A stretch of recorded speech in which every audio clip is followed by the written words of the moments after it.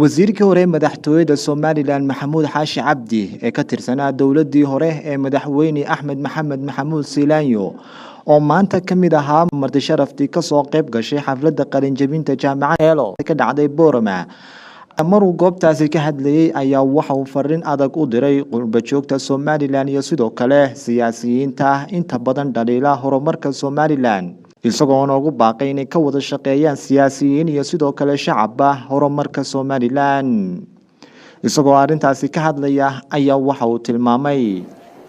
Somaliland intii ay jirtay korbay u socotay dad fara badan baa mararka qaarkood baan arkaa oo dhinaca xun wax ka arka kitaabul asqar kana akhriya ee aan ummadda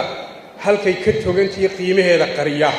oo dad aqoonyahan qurba joog u badan iyo dad dalka jooga oo baxsa horumarkeena Somaliland 30 sanadood 29 sano ay jirtay kuway kobcaysay korbay u socotay maamul walibana waxbuu ku daray mid walibana meel buu ka qaaday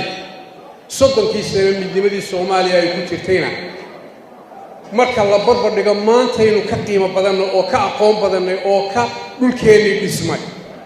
inuu dhinaca qiibno bini aadamku inuu dhaliishiisa qarsado iyo waxa ka qabyada ma aha hase yeeshee waxaan leeyahay waa inaanu isbahadilin oo wax wanaagsan la qara ee uu qabsoomay waxa ummadana qabatay siyaasiyiin baan hormoodu ah siyaasaddu waa ta ummadaha kala reebta hogaamiyaasha ummadaha iyaga kala hormariya iyagana kala reeba aqoontu waa waxa ummadu ku kala hormaraan dunida saddexaad iyo dunida koowaad faraq u dhaxeeya waa aqoon darro dunida saddexaad ee Afrika maanta u badan tahay waa the poorest nation on earth waxaana ka dhigeen aqoon darro waxa inaga qabyaahi way jiraan waxaynu u baahannahay nabad baynu haysanaa aqoon baynu haysanaa fursado badan baynu haysanaa waxa inaga qabyaa ee inuu baahannahay waxa ugu horeeya inaynu xoojino midnimadeena iyo inaynu wadankeena iimaansano